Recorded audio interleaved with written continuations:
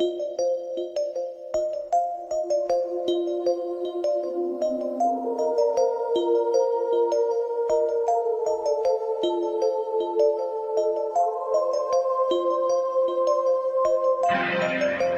are listening to And If Love Remains, a unique show spotlighting people, ideas, science, culture, and art.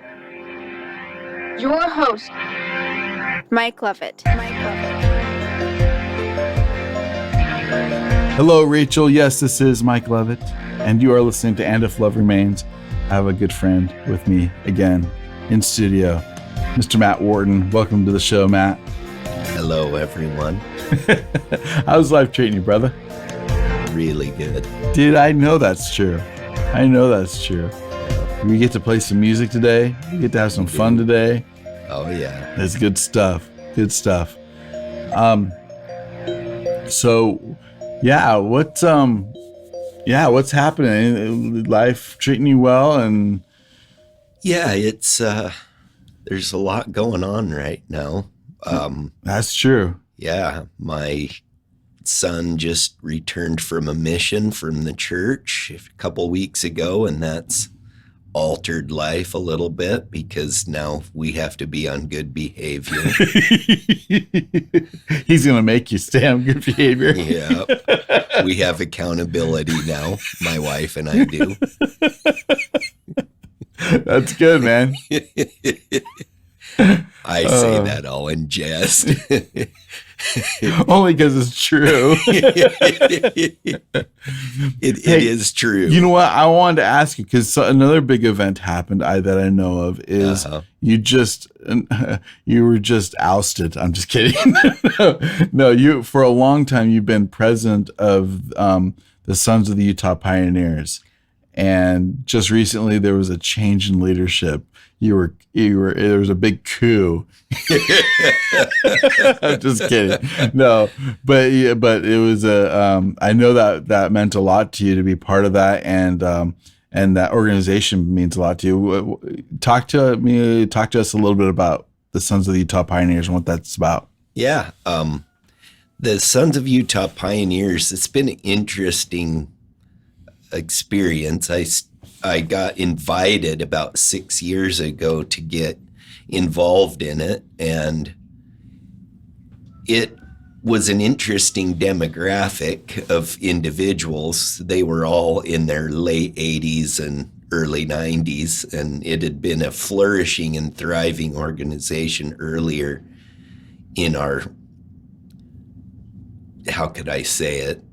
Let's just say in the 50s and the 60s and the 70s and the 80s is when this organization really flourished. But the cultural demographic of our society with social media has kind of declined our numbers. And so the guys that were still involved in it had been involved for 30, 40 years, but they were elderly. And so when I got invited to come in, I was the quote unquote young guy.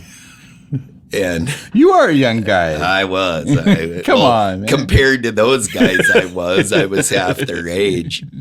But I always found the presentations and the meetings to be really inspiring and uplifting. I really enjoyed them.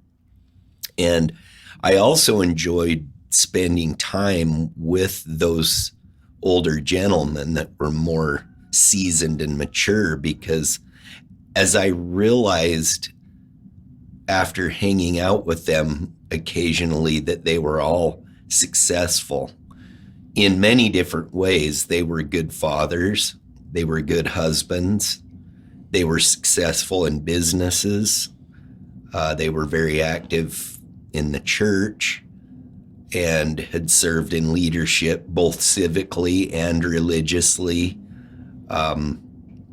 They were very upstanding individuals, but for some reason, we as younger people tend to not, maybe I'm speaking for myself, maybe there are people that do, but we tend to not recognize the value of people that have past their prime of life. Yeah. But these gentlemen were such good examples, and they were so faithful and so diligent at all of their tasks and duties throughout life. But even within the realm of Sons of Utah Pioneers, they were very exuberant about it. And I recognized that as being something very valuable. And I thought, this will be an opportunity for me to learn from these gentlemen a better way to be, or perhaps it will improve my life a little bit. So I decided that I would get involved with them, and they immediately seized the opportunity to nominate the young guy to become the new president-elect. And so you've got energy, brother. Oh yeah.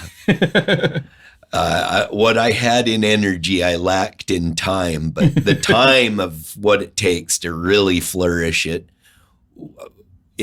would have flourished better if I didn't have to earn a living and, and do all those things. And the Sons of the Utah Pioneers is I wouldn't call it like a Lions Club. It's more of like the Daughters of the Revolutionary War. Like, it's a remembering of the past and preserving the ideals of what made the Utah Pioneers special. Am I describing that right? Yeah, that is exactly right.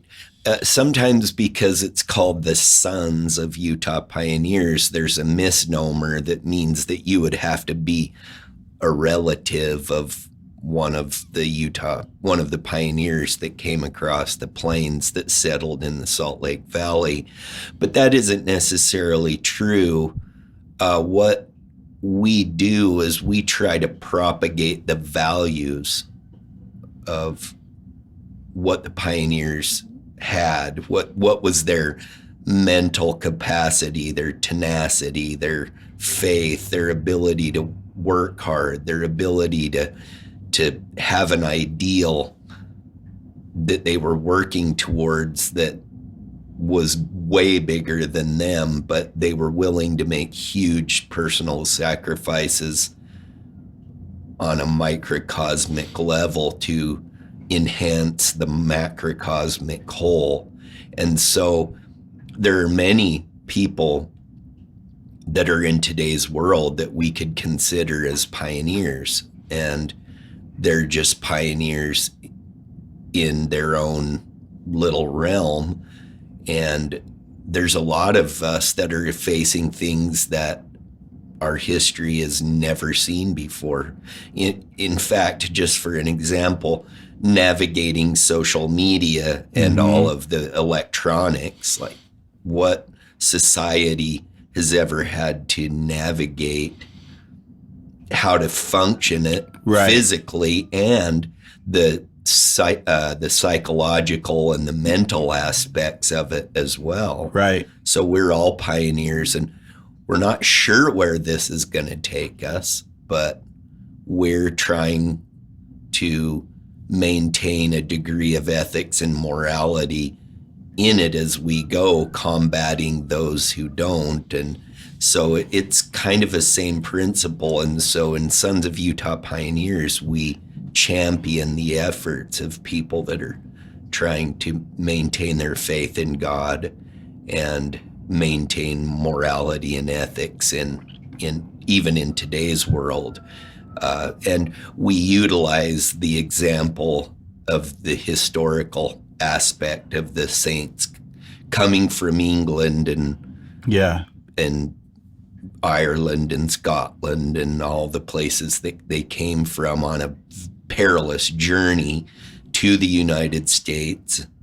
Well, America. It wasn't really. Right. Well, they had to get through the United States to get to where they were going. Yeah, exactly. So the United States was in the way, as it normally is. That's a whole different topic. Well, what are, and I don't want to be too like Sunday school boy, I guess. But Yeah, I thought about like C.S. Lewis talked about, well, a Christian theme is the idea of a pilgrim, right?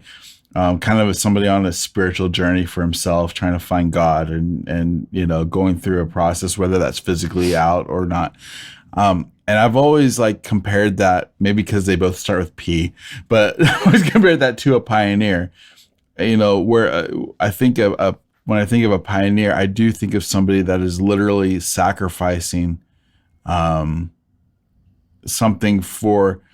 that they're not going to see in their generation. I don't even think we can understand that concept really. It's kind of like, how do you, like we it's like if we were to live, and I'm not comparing obviously pioneers to communists, but I'm reading The White Pill by Michael Malice right now. Incredible book. And Ayn Rand in it tells people like, you can't understand what it's, because you live in freedom, you can't understand what it's like. I can't even convey to you, there's no way you can understand what it's like to live under a totalitarian regime. In that same way, today, I don't think we can understand, or like our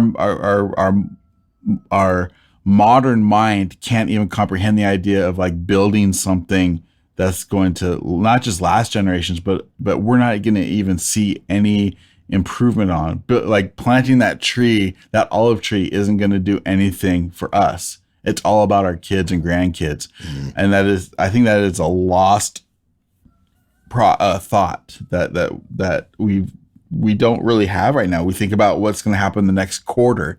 What are those quarterly earnings going to look like? What are the are we going to sacrifice our children for in many ways for our own health? Yeah. We live in a fast food society, certainly.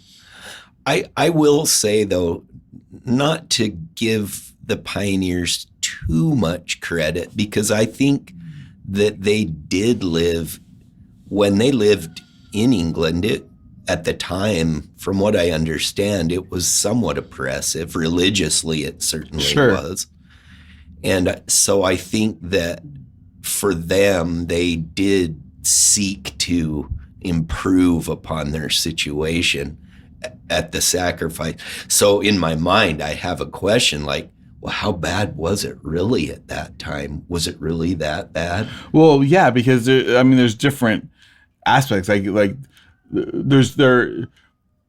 first of all, it's way easy to just conform with society. I'm no longer a Mormon. Right. I'm going to give up my faith. A lot of people did that. And they're like, I hate to even begrudge people.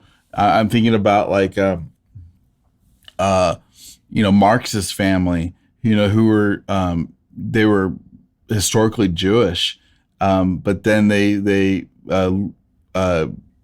came to find themselves in Germany and a very Lutheran, and they all became like stout Lutherans, and that's what really turned Marx off to religion. But like you almost can't begrudge people that be like, okay, I'm just gonna conform with society, get along, get along. My family will be better. I'm gonna have better employment opportunities. And then there's people like the pioneers that say, well, my faith is more important than that. Yeah. It was an overriding factor. It's interesting because like 70 or 80,000 people in the space of 40 years migrated from from where today's United Kingdom is to the Salt Lake Valley. It's unfathomable to think of how many people did that. Yeah, that is a lot of people, and it is, because we're in the culture, we know some of these stories and some of that history, but that's never talked about. Like that migration is one of the most remarkable migrations of all time, and it's not even mentioned in any school. No, it really is not. Yeah, very, very interesting.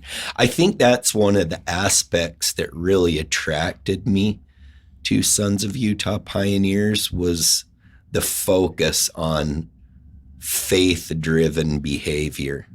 Yeah. And so it was, I became president of that organization, and then we're technically supposed to only be president for 2 years, but voila, COVID happened right in the middle of so I ended up being in there for 4 years instead of 2. Woo! Yeah, so they liked you.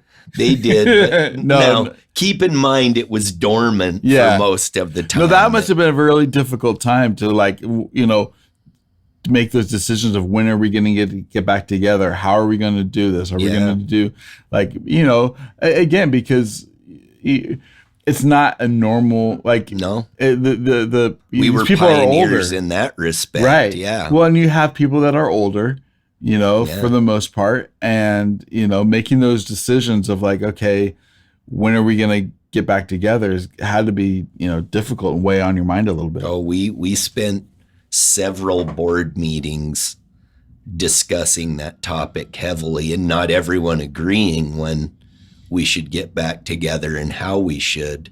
But it's pretty amazing how it all happened, and we did it prayerfully, and we did it in a way that was very socially acceptable to everyone, and it was very effective. Yeah. And I've had many interesting experiences as being president of Sons of Utah Pioneers.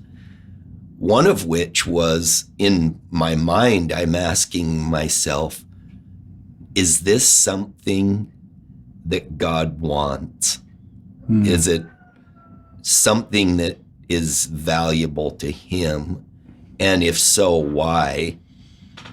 The reason why I had that question is because I noticed the declining attendance. Yeah. Not because of people not coming, but during the course of COVID, 6 of our members passed away. Wow.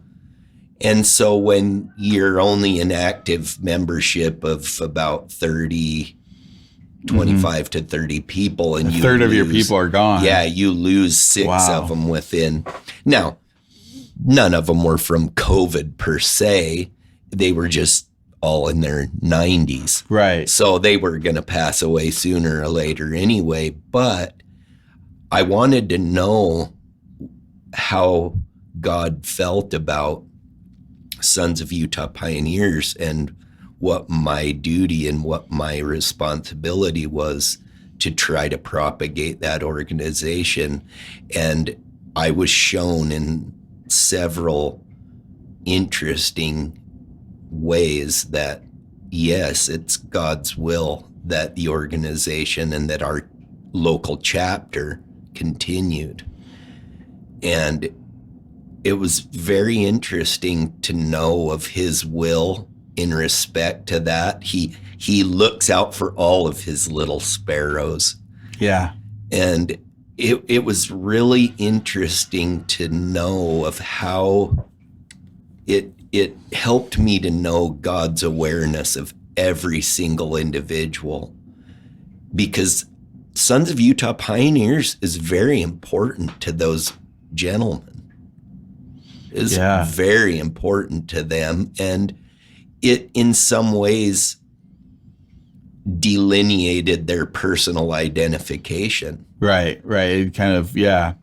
So to have that removed would have been really difficult for them. I'm sure that they would have adapted, and everybody would have life would go on. Yeah, but I can see where that would be, at some point, am I going to be the one that pulls the plug on this particular chapter, on this particular organization? Exactly. That's a heavy burden. Yeah, I had that looming on my shoulders. And I'm like, wow, well, what do I do here? Yeah. And especially during COVID, because it had an ominous looming feeling of, wow, this organization is struggling. Right. And so I had the to make the decision personally. Do I, throw in the towel and fold it up, or do I push it forward? And then through the assistance of a couple other brethren and just people that I was in association with, we just muscled through and decided, no, we're going to keep moving forward. And there was some spiritual experiences that occurred that indicated that it was God's will for it to keep going. Where it's going to go in the future, I don't know. Right. But in that moment, what needed to happen was to push forward. Correct. That's wild. That's great. What were some of the things that you took away or learned maybe about the early pioneers that you didn't know that enhanced your life? Like, because I know there'd be some sort of message or people talk about. I've been to several of the meetings and I've enjoyed all of them. They are really interesting and the people are wonderful. What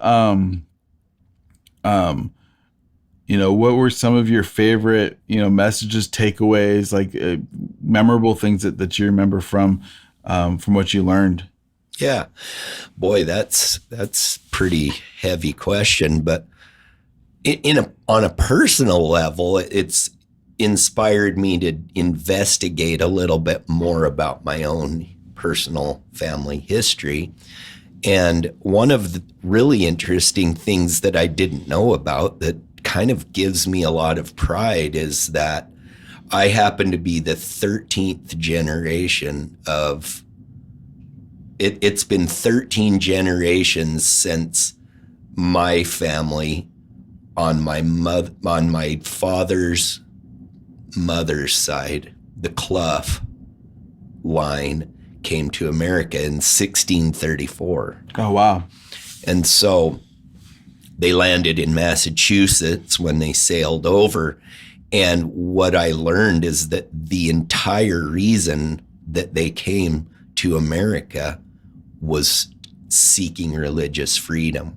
Interesting. Yeah, they were oppressed by the Church of England at the time, and they wanted to worship according to the dictates of their own conscience. Where in England did they hail from? Oh boy, that's a good question. I don't remember right off the top of my head. I hadn't really studied that so much. I know some of my other lines, the Devonshire, but that's from my mother's side. Okay. And then on my father's side, we came from the north eastern part of England, like up in Kent area. Okay. So I've never really studied where the Cloughs came from. That's a good question. But they had to check that out. But they had what were their what was their religion and what were they fleeing? I mean, they were fleeing the Church of England, but what did they believe? Yeah, so they were they were Presbyterian. Okay, and they had the name of, I can't remember something to do with freedom. I'll have to. It's been a little while since I've read it. And so I got to tell you a story since Presbyterian. One thing I learned I just talked to Murray Piddock. He's a Scottish author and historian. And in preparing, I'd had him on the show before. And so kind of in between, I'd done some research and discovered that on my mother's side, there's a line that came from Scotland. And they, oh man, I can't remember now. It's terrible. I'm going to have to look it up. But one of my ancestors, his nickname is the Martyr. He was a Presbyterian minister who refused to take a Jacobite oath, and so he was killed for that. Maybe our ancestors were rubbing shoulders. Yeah, maybe. I mean, I know like the Presbyterian, that's a very northern England, Scottish kind of, Yeah, I think so. I think the Cloughs do come from the northern part of England. Yeah. And I'm pretty sure that, I mean, they probably, I don't know what time period that was, but there was obviously a lot of unrest. Well, yeah, but you had the Jacobites that were, Catholics, because they thought King James had the sovereign right to rule, by God, and because he was a Catholic, and so they were kind of ticked off at these Protestants that were, whether it was a Church of England, but in the Presbyterians also, and so it was but it's a weird like I don't understand all the religious entanglements that went on during that time because religion and politics were so intertwined. Oh, they were, and it was really intense. Yeah, it was something that was very important to everyone. Obviously, I mean, to drive them to leave their homes, their country, and to sail across to some place. And they were put to death. They were put on trial. I remember reading one of the trial transcripts of some of the people that were talking about, and I mean, here they are talking. They're literally, on trial for their lives, for their faith, and they're just like spitting in the face of these people. They're saying, "You papists, you evil sons of the devil," and these are women that are just put me to death, please, make me a martyr, put me to death, do your worst. God will, may have mercy on your soul. And it's just really interesting how, to call it how passionate, I think does a disservice. Like how just in their souls, they felt, and it's interesting because what do I begrudge the Church of England or the Catholic Church? Nothing except for what they did to other people. Right. Believe what you want, and there's, and somehow, but don't don't be crucifying other people because they want to believe something different. Well, that was the driving force that sent my family to here to, what was the new, I don't know what they call it. It was the New World. Yeah, the New World. Yeah. Yeah. And so then, I mean, even after that, for generation after generation, for at least 4 or 5, maybe 6 generations, it was so touch and go on survival. Yeah. Because 1634 wasn't terribly long after Jamestown. Yeah. So the conditions that they lived in there were just, it was really difficult for them to survive.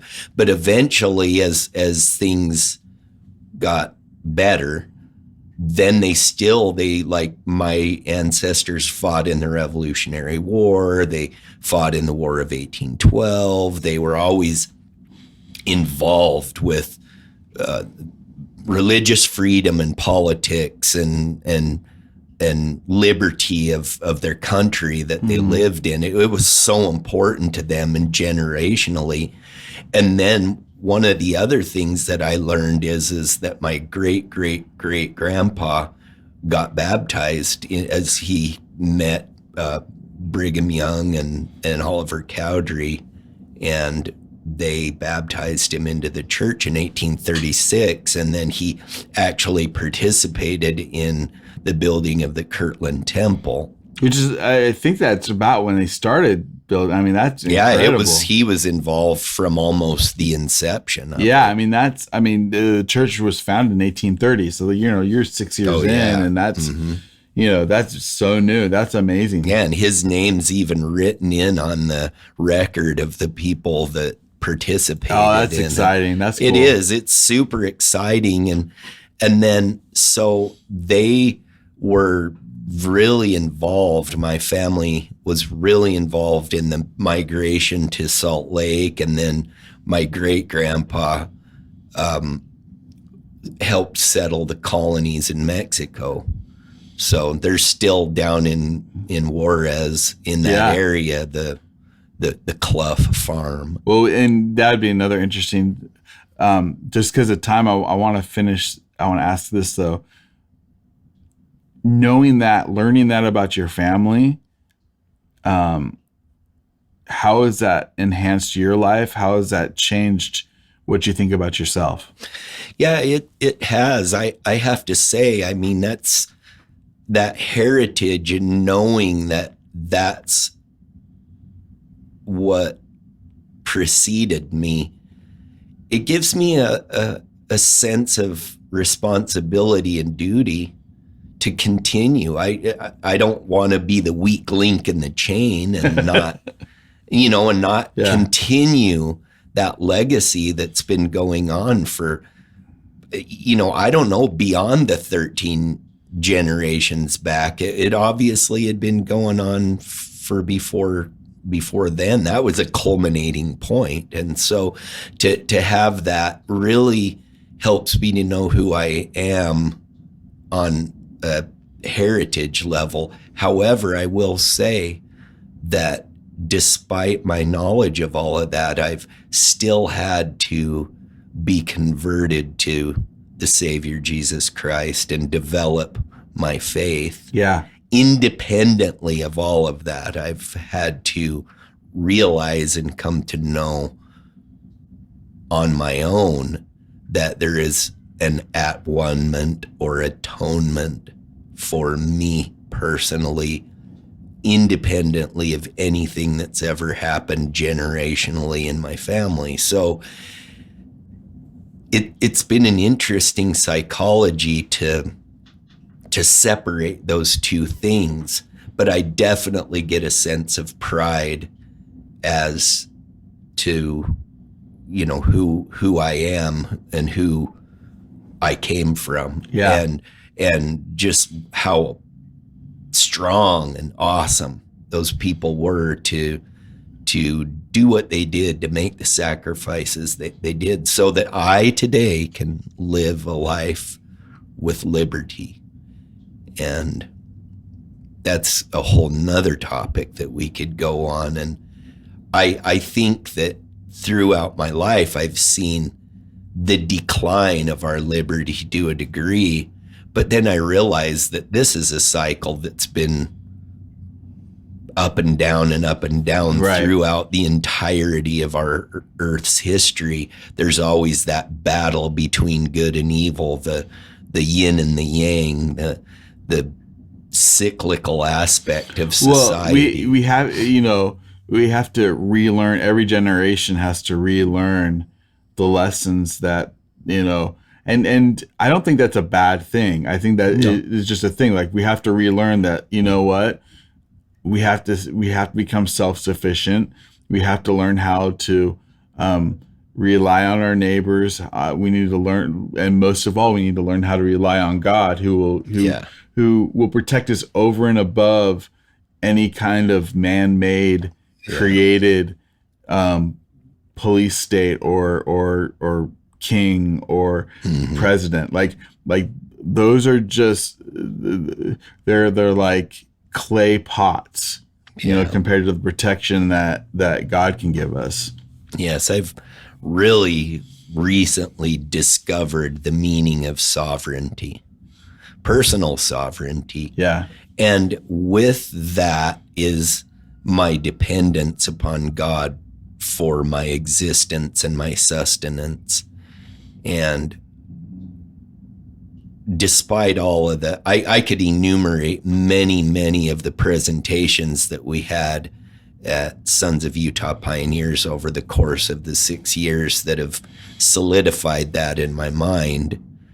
And that's not to say that any of the presentations were directly about that topic, but it's been the evolution of my personal consciousness as I've been involved with the brethren there and hearing the presentations and having the responsibility of it when I really didn't have any business adding any more responsibility to my already overly busy life, but I did it anyway and was rewarded. It's amazing how God makes room for things. Yes, he does.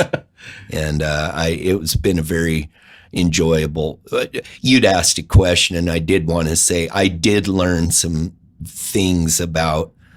We had a presentation about the Mormon Battalion, and I learned in there that the money that the soldiers got from marching, they were then able to use that settlement that they got from the government to buy all of their hand carts that they needed to bring the saints across the plains. Wow. So that aspect, in its negativity of we're going to war, guys, actually turned into be one of the most beneficial things that occurred to enable and people to come. Yeah, for them to come across the plains. Had they not have received that huge injection of cash, we wouldn't have been we would have still managed to figure out how to do it, but it facilitated it in a huge way.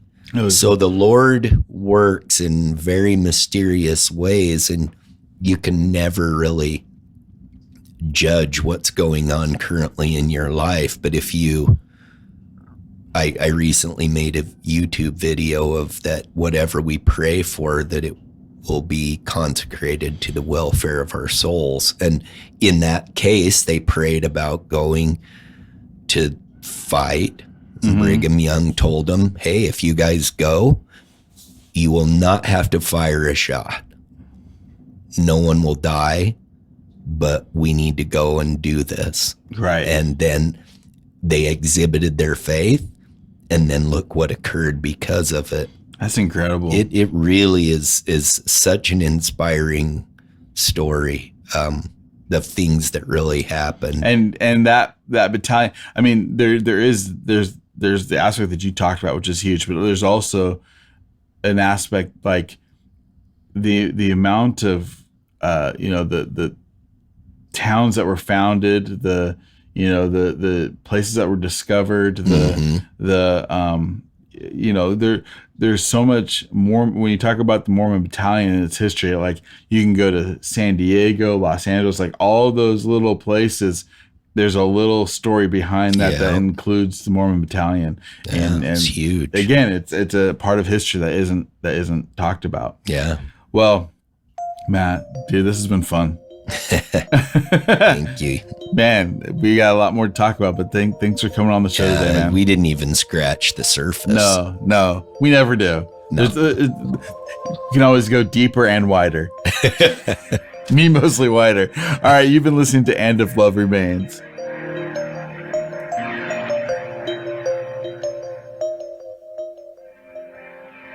You are listening to And If Love Remains. The first of 23 installments requested by Dr. Levitt. We're trying to be in compliance here because we're taking him and that whole organization down.